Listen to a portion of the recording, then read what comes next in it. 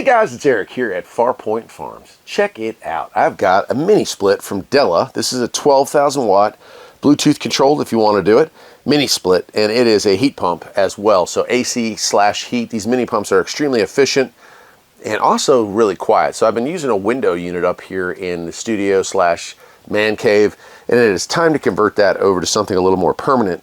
So this is what I got. I'm going to go ahead and lay everything out, get it unboxed, and we are going to do the install. This part here goes above me, almost right where that picture right there is. You can kind of see the corner. And then the larger unit here goes outside. Now, what I'm not going to show you is the electrical portion of that. I recommend you consult an electrician for that. However, I will be doing the electrical work myself. It's just adding one circuit. They do make 120 volt versions, but I wanted a 220 up here, so that's what we ended up with. All right, let me get it unboxed and we will see what comes in this kit. All right, well, here is what we got. The outside unit here, Della, 12,000 BTUs. We have our two lines, high and low pressure lines. These are well insulated, as you can see. Then we have our indoor unit, and that is here.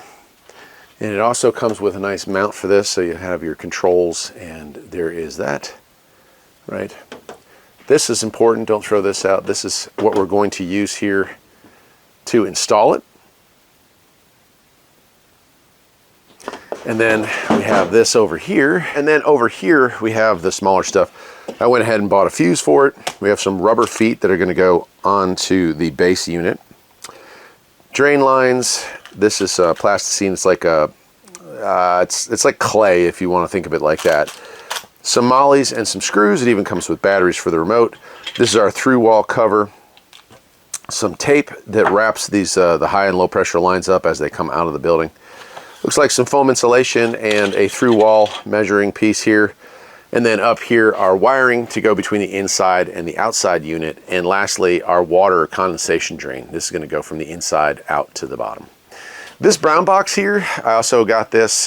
This is a vacuum pump and manifold gauge set. Because this thing comes pre-charged, but the lines here are not vacuumed out, and you want to make sure that that's all sealed up. So if you don't, you end up with regular air pressure in there, and you end up with moisture. Moisture is the death of air conditioning units. I know this because I've been doing AC work for automobiles for most of my adult life, most of my life period actually. So I understand how the system works. You do have to pull a really good vacuum on these in order to get everything out before charging it. And it does come pre-charged, so you don't have to buy gas, but you do have to vacuum it out. All right, instruction-wise, 5 things to know before installation.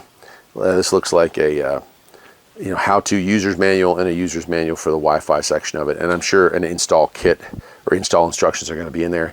I'm going to pause the camera. I'm going to read up, and we're going to get ready. We're going to install this piece first, and it's going to go right about where that is right there, maybe a little further down from the ceiling. There are some offsets. You're supposed to be 14 inches from here, and I think it's 6 or 8 inches from the top, but I'll make sure on that. Now let's do it. All right, the first thing I've got to do here is we have this 1-to-1 template, and you're going to figure out where you're going to place this thing. Now I've gone ahead with a level and a tape measure and figured out pretty much where I want it. And you have to have certain offsets, 14.6 inches to that wall, 8 inches to the top, and then they want it, I think it's 6 feet at least from the floor. So this is going to be about perfect for where I'm going to put it. I do have a stud here. I do have a stud here. I don't have a stud here, which is good because we're going to have to be drilling a hole there. So the next thing I'm going to do is I'm going to get my drill, and I'm going to drill a few holes where this stuff's going to be into the wall, just as like placeholders. Drill one right there as well for that. Then once we have that on, I'm going to get my bracket. I'm going to line those holes up, and it should be level, although I will recheck. So let's do that. Can you hold it right there? Mm-hmm. And that's it for mounting a bracket. Now ideally I would have centered this differently on the wall, but I have a heating unit outside, and there are some clearances when we get outside you'll have to make as well. So this was the best location for my particular setup. All right, with our bracket installed, it is time to drill a hole for the AC lines and the evaporator drain lines to go through. I've drilled a tiny little pilot hole here, and I've got a hole saw. The kit calls for 2.8 inch hole. I don't have that. I have a 3 inch or a 2.5. We're going with the 3 inch. There's a cover that comes with it. It fits that nicely, so it'll still cover that up. And if we need to add some spray foam or whatnot inside of there, I'm fine with that as well. But I'm gonna go ahead, drill a hole. Now I've got insulation behind here, and so that might pose some issues, but we'll go ahead and drill that. Okay, I've got insulation in my walls. I'm just gonna peel that to the side so I can get access to my outer wall. And once I've done that, the instructions are kind of interesting on this. They want you to have a slight downward for the evaporative water, the condensation that this unit is going to have to leak out. So we're looking for an angle that's at a slight slope. And so they're just saying that I need to go ahead and drill that second hole slightly off center, so a little bit lower. And I'm going to use that long drill that I have to do that, just to poke through the wall, so that on the other side we know where to drill our matching hole. Okay, so hopefully you can see this, but we are feeding the lines through here. The camera wasn't rolling the first time. I chose not to hook up the AC lines on the back side there. There. And you can see now, we can make some minor adjustments here, but that is tucked in. It's not coming off of there, and the lines are through. Our hole is covered up here, and that's all there is to that. So that was fun doing that twice, wasn't it? It was awesome. Okay. So we're going to take this outside. I can check to see, make sure everything is still level. And it is, thankfully. So we're ready to go outside. And this is where the base unit, and we're going to hook up our lines, do all that stuff outside. Pause the camera, take it around to the other side, and show you what we got. All right, as you can see here, we've got a pad that we've leveled off here. Doesn't have to be anything fancy. It just has to be able to hold this without too many vibrations. I'll go ahead and bring my main unit over to it. I'm going to slide it back some, right about there. And then there's rubber feet that you're going to want to install underneath that. So I'll do that.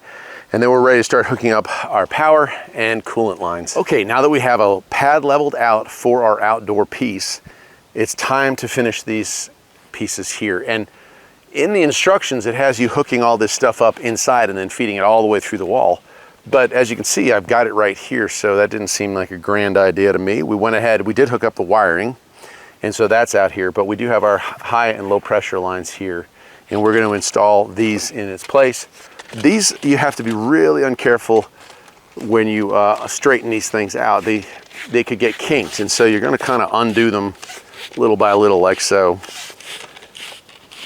And of course, you'll have to make other bends, but for right now, that's about what I need out of it. There's a high and a low pressure. The larger of the two is the low pressure. So I'll go ahead and hook that here. There is a cap, protective cap on this. And you want to start these by hand.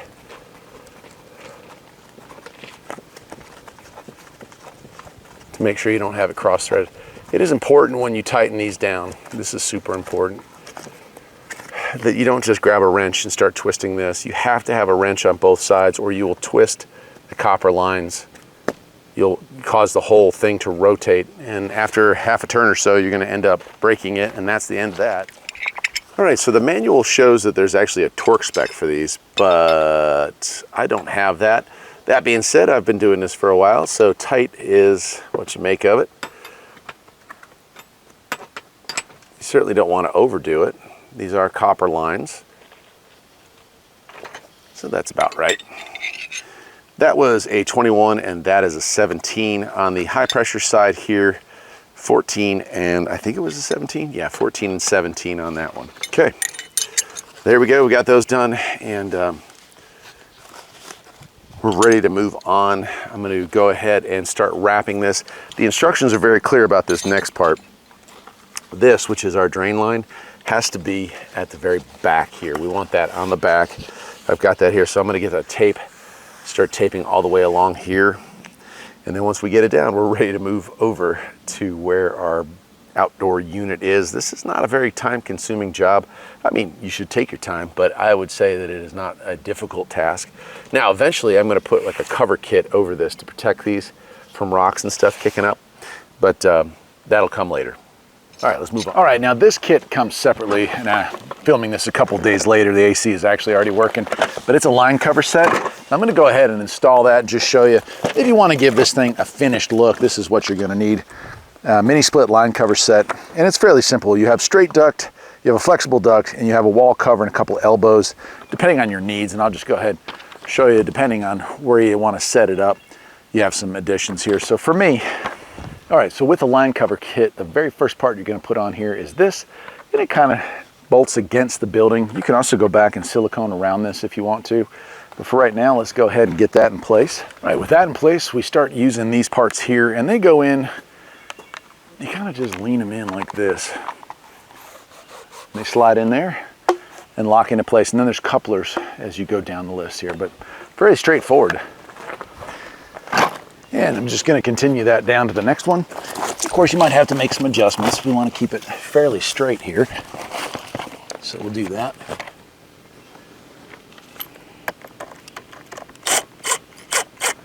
And well, there it is. It's all installed there. This popped out here. This one's a little offset, but I'll do some adjusting on it. But you get the idea here. We've got this protected surface now. It goes down all the way. All right, well, we're getting down to it. So didn't cover the electrical. Mine actually needs to be fixed again. So what I did here is hook up the power lines that come in or that go out to the indoor unit, and I hooked in my incoming line. I had some 10-3, way overkill for a unit this size, but that's what I used. But I realized that I did not buy a protective sheath, nor the transfer switch that needs to be installed here. Again, there's a reason why I'm not showing you these parts. I'm not a qualified professional electrician. So this part you'll have to handle on your own. The next part, however, is pretty straightforward. The other thing I ran out of halfway through was the protective tape that went around these two lines here. But I've got the lines out and I've got it taped to the halfway point. So when I go into town to get a transfer box and all that stuff, I'll order this as well, or I'll get this as well. We do have a high and a low side line here, and we do have protective caps. The other thing you'll notice is I'm changed. So installed the indoor unit, brought these lines down and installed this, and then went in for lunch and it poured for like 2 days straight. So here we are. Stuff's a bit wet, but we'll still be able to get it done. I'm gonna go ahead and take these caps off here. Okay, we'll just release both of those. Now there's a torque setting for these. I don't have the proper torque wrench to do that, but that's all right. From being a mechanic, I'm pretty used to how tight should be. These, you do want to be really careful with. You do not want to bend these or kink these in a way that that causes them to get actually like kinked. You can bend them, but you can't kink them, so you can't like make a 90. So it's a little bit of a dance here. I'm going to go ahead and install the high pressure line first. All right, and I will end up, when I go into town here, I'll get the wrap to cover this. I'm also going to put a protective shell around this, but that's something I'm going to build later on. Okay, next we've got to get the air and the moisture with all this rain out of here, and that's where these two fill ports are here, this low side port here. So I'm going to remove that, and then we're going to hook up a vacuum pump, which I have here. So let me pause the camera, I'll get all that over here and hooked up, and I'll show you what to do.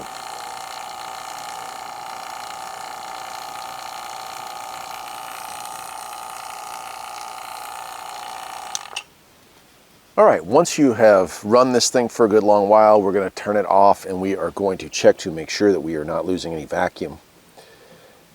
All right, well, it is the moment of truth. So we have had no loss of gas pressure, and that's, of course, what we're looking for.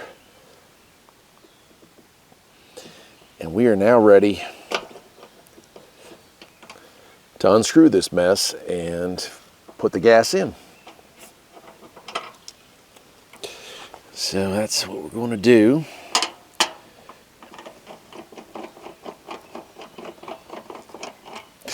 Take that off, and then I'm going to retighten this Schrader valve here. Let me move that out of the way. You can see the Schrader valve that's right here. And we're getting down to it. We've got our cap here, our end cap. We're going to reinstall that, reduce the chance of leakage. And we'll snug that down. All right, we are down to the last steps here. I've got the service port back on here. We need to take these two caps off. They're 19s, or you can just use a pair of vice grips or channel locks. They shouldn't be very snug. And the last thing we're gonna do, and I don't know what size it is, there's two hex heads inside here. That's gonna release the gas that is caught inside the system. And I'm gonna guess here with this one to start. Let's see. First try, not bad. Okay. if we did this right, then the next step should be pretty uneventful.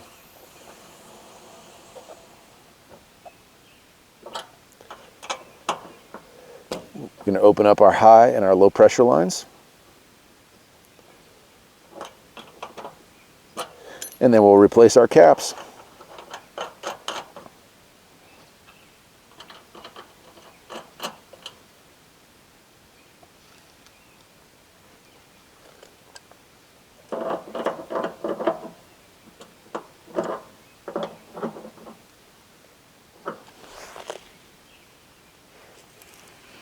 That's it. It's time to go on inside, flip the breaker, and find out if all this worked. Let's do it. All right, well, it is the moment of truth. I'm gonna go ahead and flip the breaker. And she should spring to life.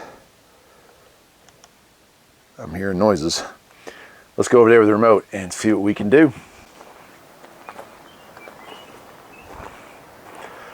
Here's the outside unit, and I'm wearing a lapel mic, but it's pretty much silent.